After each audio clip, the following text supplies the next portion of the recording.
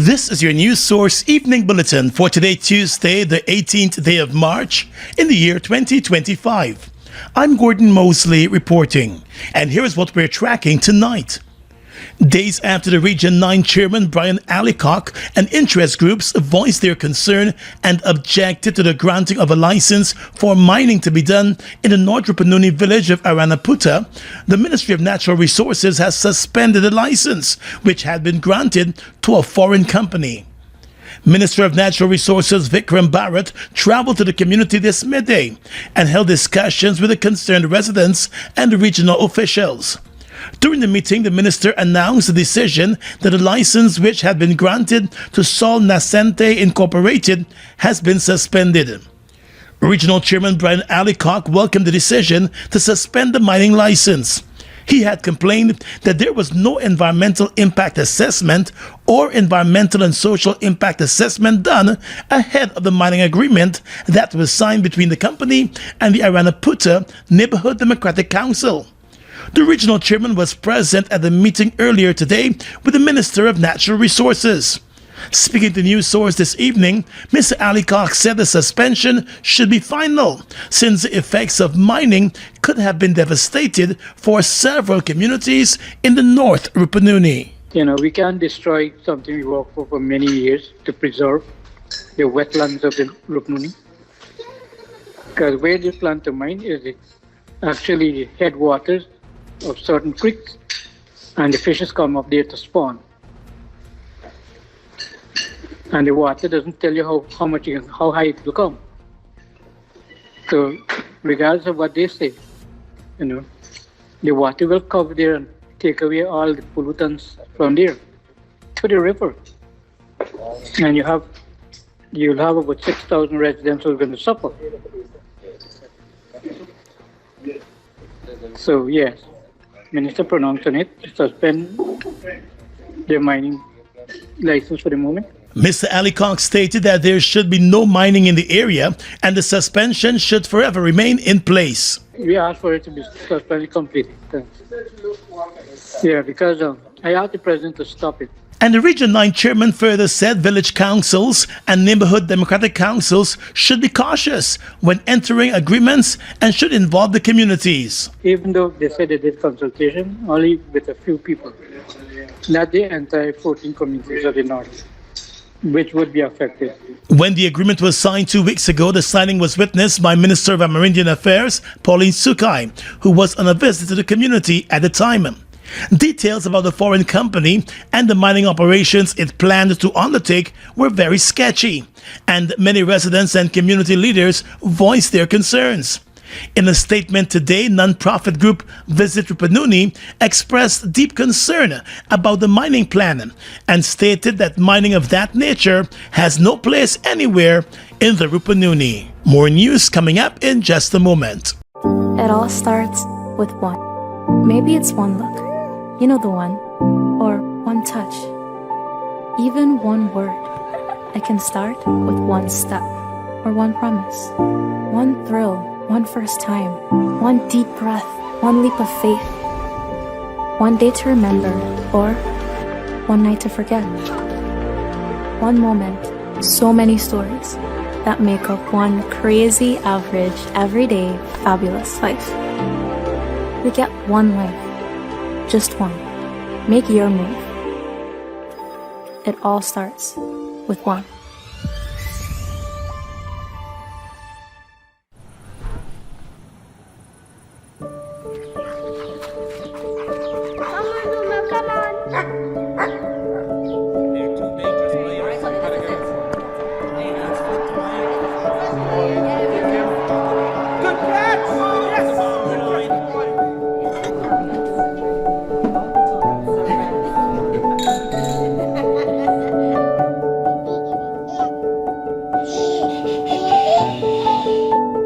Your own home is so much more than just four walls, floors, and ceilings. It's a lifetime of great memories and stories. Come talk to us and start your journey home today. Republic Bank. We're the one for you. Citizens, please be reminded that the Ministry of Housing and Water does not sell land or housing units through any third-party arrangements or accept payments through any mobile money platforms. All our allocations are done at our Brickdam Georgetown main office, any of our regional offices, or at any scheduled Dream Realized event. A message from the Ministry of Housing and Water, Central Housing and Planning Authority. Mobil 1 is more than oil. It's many oils. It transforms at the molecular level. When cold, it's thicker than honey. When hot, it's thinner than water. Mobil 1 adapts and readapts to last longer. 16,000 kilometers between oil changes. That's your engine evolved. Sol Guyana is the authorized distributor of Mobil lubricants.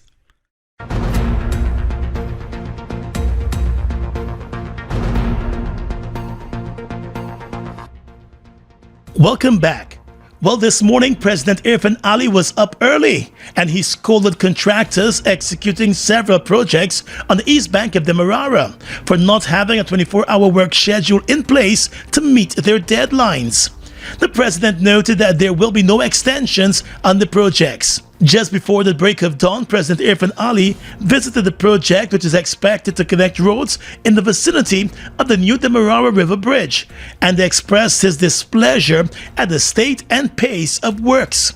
The president observed that the works are all behind schedule, and he demanded that the roads in the areas must be completed to accommodate the traffic that will be coming off of the new Demerara Bridge. I told y'all to get these work done is work culture.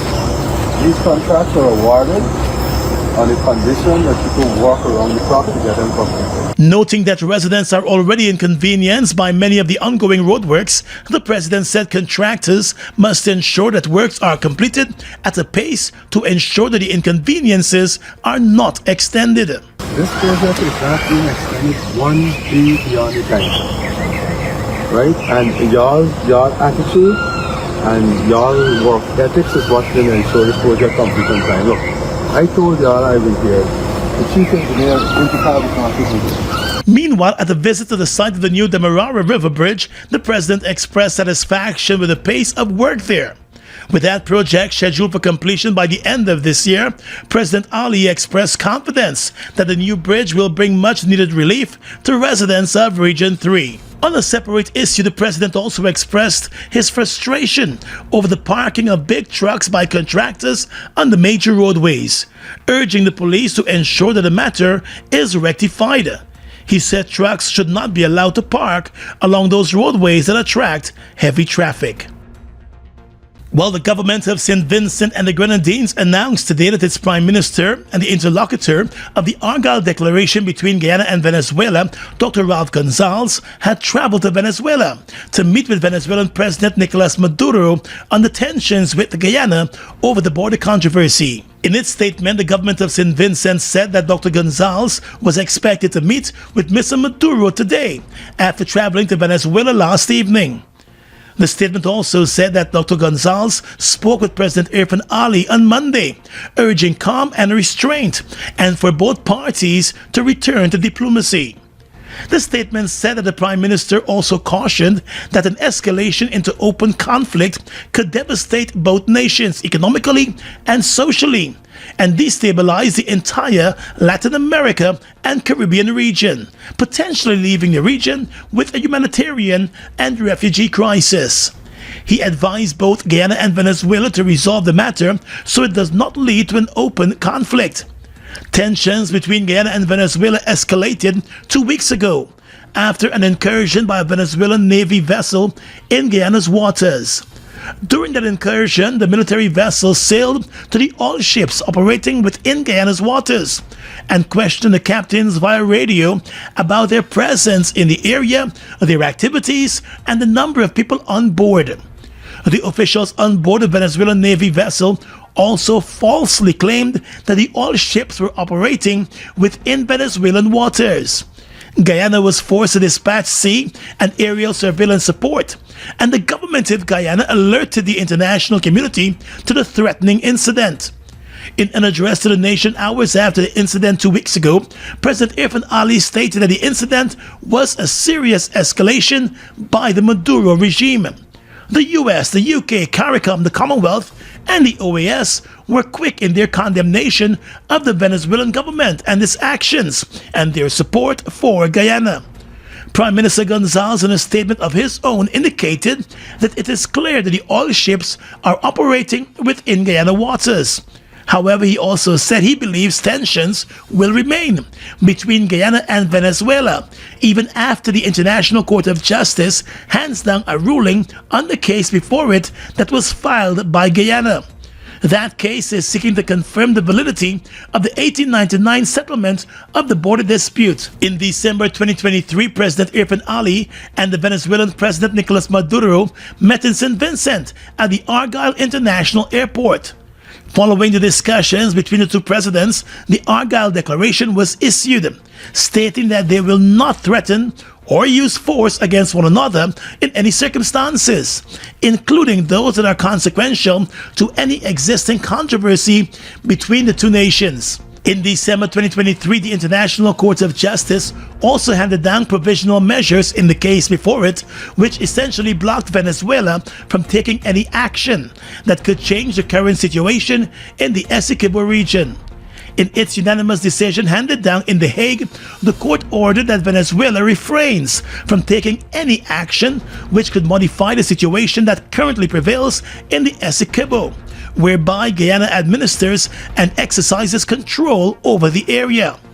The International Court also ordered both Guyana and Venezuela to refrain from any action which might aggravate or extend the dispute before the court or make it more difficult to resolve. Guyana has complained that since then Venezuela has flouted both the court order and the Argyle Declaration by continuing with its claims of the Essequibo, planning governor elections for Guyana's Essequibo, and having its military vessel illegally enter Guyana's waters. President Ali has already indicated that he will not meet with the Venezuelan president in wake of those actions by Caracas. Several persons, including a number of opposition political figures, were at the Square of the Revolution earlier this evening for a support and unity public meeting for detained activist Melissa Atwill Holder, also known as Melly Mel. Atwill Holder was taken into custody last Thursday from her New York home by agents from the U.S. Department of Homeland Security. She was later transferred to an immigration detention facility in Louisiana. The reason for her arrest and detention and the specific complaints against her remain unclear. However, it is suspected that it may be related to an immigration issue that may have preceded her marriage and reported adjustment of immigration status. Since her detention, she has been allowed to make calls to her family and friends. The activist, who was relentless in exposing allegations of corruption within the Guyana government, is expected to face a U.S. immigration judge in June. However, a bond hearing is likely to take place before then. Many of her supporters believe that her arrest was triggered by complaints that were filed against her by the government of Guyana, which has accused her of a number of cybercrimes locally over many of her social media statements and revelations. Regional Democratic Council presents Kukwani Mesh Weekend 2025. It kicks off on Saturday, 22nd March with Access Family and Soka Chuve Kukwani Edition.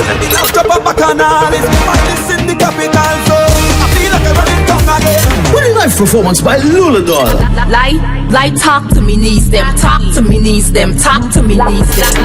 At the Kukwani Basketball Court. And Sunday, 23rd March, it's the big Kukwani Mashramani celebration. From Edward Crossing, Kukwani Waterfront to Warrior Park. Featuring live performance by Kurt Lee and Katie Kish. It's Kukwani Mesh Weekend 2025.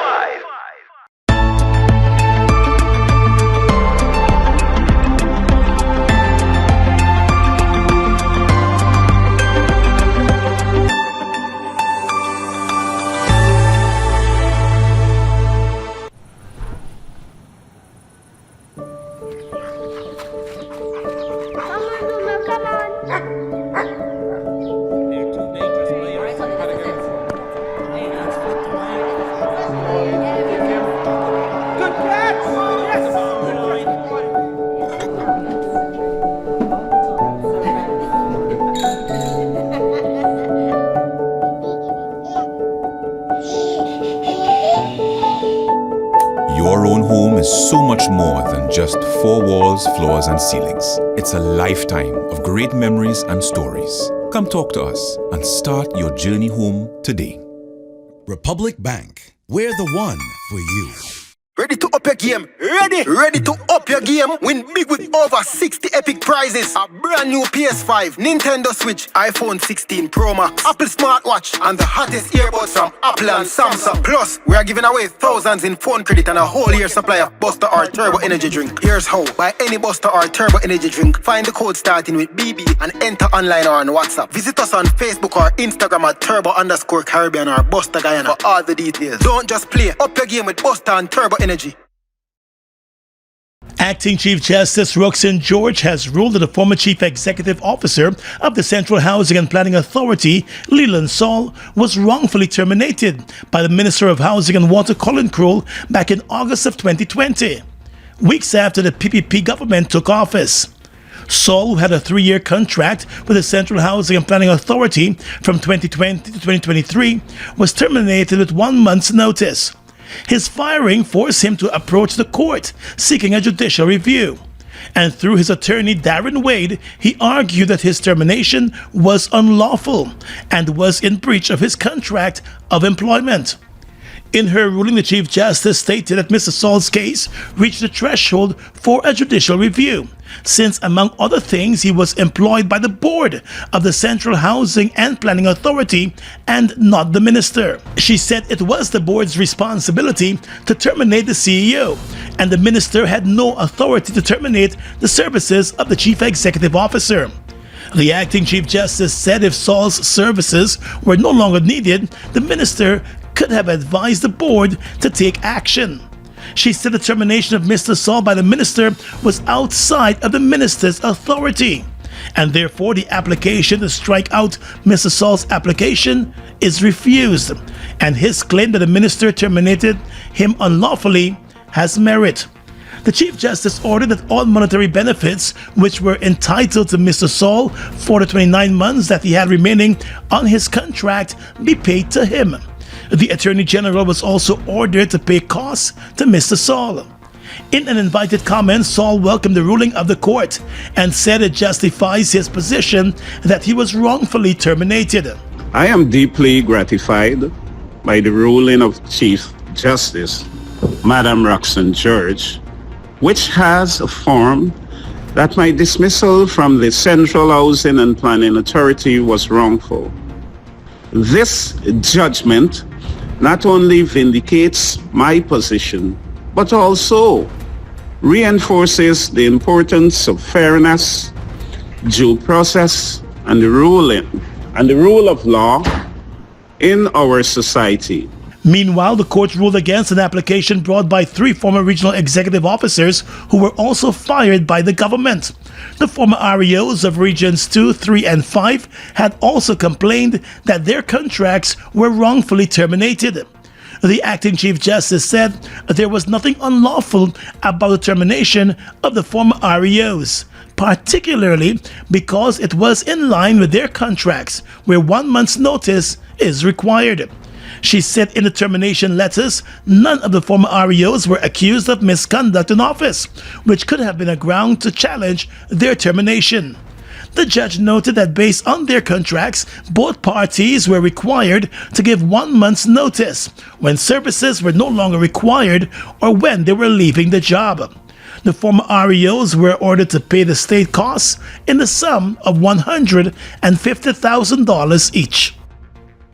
As the government continues with its housing development plan across the country, Minister of Housing and Water Colin Crowell made a commitment today for infrastructural works to be completed in new housing areas before the end of this year. He said once the works are completed, persons who were allocated lands will have full access to those lands to begin construction of their homes. Speaking at the Housing Ministry's Dream Realized event in Berbice this morning, where hundreds of house lots were allocated, the Housing Minister said the complaints by persons who received lands and cannot access those lands have been mounting. However, he noted that lots of work have to be done to prepare those lands before construction could begin. Our commitment, and by the next Dream Realize, or housing activity we'll start issuing letters that therefore commits that all allocations that are being done, the access, it will be available by the last quarter of this year. So all persons being allocated in 2025 and before too will see and have access to build their home no later than the end of this year. Minister Kroll said infrastructure work will be fast-tracked in many areas to ensure that the housing ministry is on par with allocation and development of housing schemes. So we are committing billions of dollars to ensure that we can do these as quickly as possible.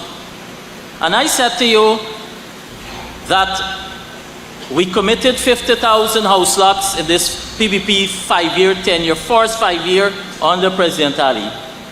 As I speak to you, we are over 42,300 allocations. So if I say to you today that our 2025 program involves clearing the backlog or the pending applicants in Region 6, this will be up to December 31st, 2024 applicants. It therefore means we have about on the system, another 4,500 applicants to address. Additionally, the minister once again sounded the alarm over squatting. He said with the government's housing program expanding rapidly, citizens have no reason to squat on government lands. He said tough actions will be taken against those who insist on squatting. We have said no new squatting will be recognized, and we've given the enforcement arm of the CHPA to the authority to move on any new squatter, to even break. They don't have to consult, but we've said what we have existing, we will engage, not to necessarily to recognize, because where you squat is not necessarily where you can live, but we will engage such persons. But with the aggressive land program that we have, there's absolutely no reason, there's absolutely no excuse anyone has to squat. The Ministry of Housing is hoping to reach its target of 50,000 allocations in 5 years within the coming months. Just over a week since the body of well-known speedboat operator William Kosia was discovered in the Puruni River with a large battery tied around it and the hands bound, a 29-year-old gold miner has been charged with the murder. The accused, Tony Rampersad of Itabali, Lower Mazaruni, appeared at the Bartica Magistrates Court on Monday, and he was not required to enter a plea to the indictable murder charge. He has been remanded to jail. Details surrounding the murder charge have not been released. The 52-year-old boat operator William Kosia had been reported missing by family members after he did not return to his home and could not be reached. His body was discovered during a search by family members 3 days after he was reported missing. Family members suspect a robbery might have led to the man's murder. At the time he went missing, it is believed that he was transporting a large quantity of cash along with raw gold. The murder accused will make his next court appearance on the 12th of May. It all starts with one. Maybe it's one look. You know the one. Or one touch. Even one word. I can start with one step. Or one promise. One thrill. One first time. One deep breath. One leap of faith. One day to remember. Or one night to forget. One moment. So many stories that make up one crazy, average, everyday, fabulous life. We get one life. Just one. Make your move. It all starts with one.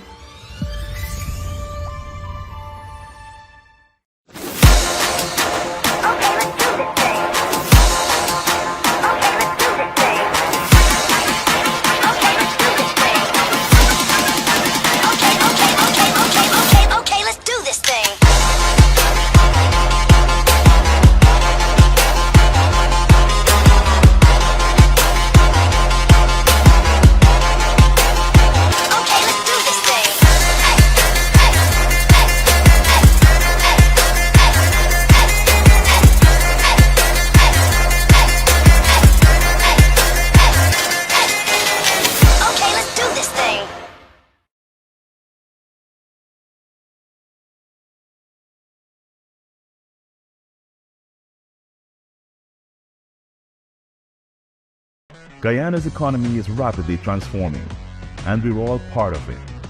Guyoil is at the forefront of this development by providing reliable and efficient energy and supporting community development from the very core. 100% of Guyoil's profit goes back to building schools, roads, and other important infrastructure that connects our cities and towns, providing fuel to domestic, marine, industrial, and aerial transportation. Guyoil has now repositioned itself as a market leader in the petroleum industry, building a better future for all of us.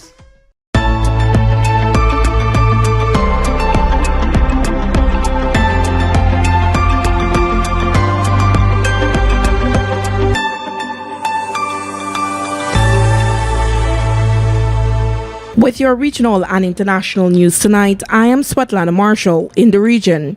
Prime Minister of Trinidad and Tobago, Stuart Young, has advised the President of the Twin Island Republic to dissolve Parliament with effect from midnight on Tuesday, March 18, 2025, in accordance with Section 68 of the Constitution. The Prime Minister has also advised the President that, in accordance with Section 33 of the Representation of the People Act, to fix Friday, April 4, 2025 as nomination day and Monday, April 28, 2025 as polling day. Young became Trinidad and Tobago's 8th Prime Minister on Monday. It is a role he says he feels honored to be bestowed, as he looks forward to being able to deliver to citizens. According to Trinidad and Tobago Guardian, following his swearing-in ceremony at the President's house in St. Anne's, Young said it was a great honor to be the Prime Minister of Trinidad and Tobago, adding that he intends to take his responsibilities seriously. The 50-year-old, born on Upper Henry Street, Port of Spain, also wasted no time in exercising his prime ministerial powers by appointing a new cabinet, including the appointment of Camille Robertson Regis as Attorney General. Young pledged to focus on tackling crime, helping young people, and developing the economy. At least 12 people, including a popular musician, died Monday when a small plane crashed into the Caribbean Sea quickly after taking off from the Honduran island of Roatan, officials said. According to CBS News, the Lanza Airlines plane departed at nightfall from Roatan, one of the Central American country's main tourist destinations, headed for a port on Honduran mainland. The aircraft made a sharp turn to the right of the runway and fell into the water, a civil aviation official said.